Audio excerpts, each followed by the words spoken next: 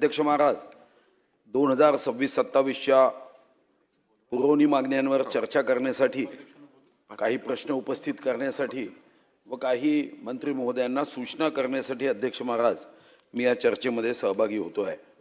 अध्यक्ष महाराज, कृषी विभागाच्या बाब क्रमांक 39 ते 55 आपण 843 कोटी 80 लक्ष 96 हजार च्या पुरवणी मागण्या या साधारणतः 1 कोटी 71 लाख शेतकऱ्यांसाठी तुम्ही आज मंजूर करत आहात, यावरच तर माझा खरा आक्षेप आहे। अध्यक्ष महाराज, सार्वजनिक आरोग्य विभागाच्या बाब क्रमांक 222 ते बाब क्रमांक 246 व या ठिकाणी दुग्ध व्यवसाय विकास बाब क्रमांक 64 ते 65 11 कोटी 59 लक्ष 54 हजार यावर अध्यक्ष महाराज मी चर्चा करण्यासाठी उभा आहे। अध्यक्ष महाराज, खरं तर आपल्याकडे राजव्यवस्थेच्या ज्या 5 प्रकार असतात, ज्यामध्ये आपण लोकशाही, राजेशाही, हुकुमशाही, साम्यवाद आणि समाजवाद अशा 5 अवस्थेतून राज्य चालवण्याच्या पद्धती विकसित करतो। पण मला याच्यामध्ये एक पद्धत जोडण्याची आवश्यकता जाणवते की धीरे धीरे यामध्ये लोकशाही हे नावापुरती आहे, नौकरशाही यामध्ये हावी झाली असं जाणवतं। अध्यक्ष महाराज, कृषी विभाग, खरं तर अपेक्षा अशी होती कृषी विभागाच्या संदर्भात की माननीय मंत्री महोदय अतिशय पोटतिडकीने त्या दिवशी भाषणामध्ये शेतकऱ्यांच्या समस्या वेदना मांडत होते। मनापासून मी त्यांचं मनापासून कौतुक करेन की त्यांनी त्या दिवशी दिलेलं त्यांचं शेतकऱ्यांच्या संदर्भातल्या प्रश्नाच्या उत्तराचं भाषण हे अप्रतिम होतं।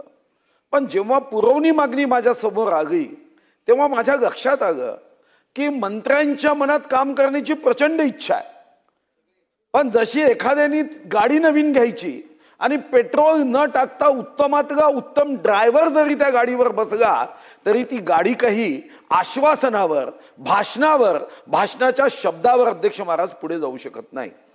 अध्यक्ष महाराज, काय शब्द दिला होता? अध्यक्ष महाराज, जेव्हा पीक विम्याच्या संदर्भामध्ये आपण 1 रुपयामध्ये पीक विमा दिला आणि मला आठवतं, खरं तर इथं नावं घ्यायची नसतात, 1 रुपयाचे पीक विमा दिला, बोर्ड गावगे, फ्लेक्स बोर्ड गावगे। नंतर असं लक्षात आलं की 1 रुपयाच्या पीक विम्यावर आपण जो खर्च करतो त्यापेक्षा पायाभूत सुविधांवर केला तर तो जास्त योग्य आहे। हे खरं आहे की आरोग्य बिघडल्यावर औषधीवर खर्च करण्याच्या ऐवजी आरोग्य बिघडूच नये यासाठी जिम मध्ये जाण्यासाठी खर्च केला तर आरोग्य बिघडत नाही। आणि याच भावनेने अध्यक्ष महाराज आपण कृषी समृद्धी योजना आणली। काय सांगितलं? मी स्वतः अधिकाऱ्यांच्या भेटी घेतल्या होत्या। तुम्ही सांगितलं की 5 वर्ष दरवर्षी आम्ही 5,000 कोटी रुपये देणार आहोत। 5,000 कोटी दरवर्षी। काय सुंदर स्वप्न रंगवलं। 25,000 कोटी 5 वर्षामध्ये देऊ सांगितलं।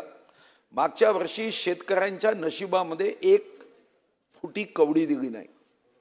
या वर्षी अध्यक्ष महाराज मंत्री महोदयांनी उत्तरात सांगावं, आपण खरंच चांगले मंत्री आहात, हे मी काही माझं कोणतंच काम तुमच्याकडे नाही आहे, मी कोणा बदलीसाठी तुमच्याकडे येणार नाही किंवा माझं कोणतंच व्यक्तिगत काम माझं तुमच्याकडे राहणार नाही। काम असेल तर शेतकऱ्यांचे असेल। काय दिलं अध्यक्ष महाराज? या वर्षी सुद्धा तुम्ही कृषी समृद्धी योजनेला म्हणजे मागच्या वर्षीचे 5,000 कोटी दिलेच नाही, या वर्षी 5,000 कोटीच्या ऐवजी अर्थसंकल्पात तुम्ही 2,000 कोटी ठेवले। अरे, ज्याचं अन्न खाता त्याच्याशी तर खोटं बोलू नका ना। या सर,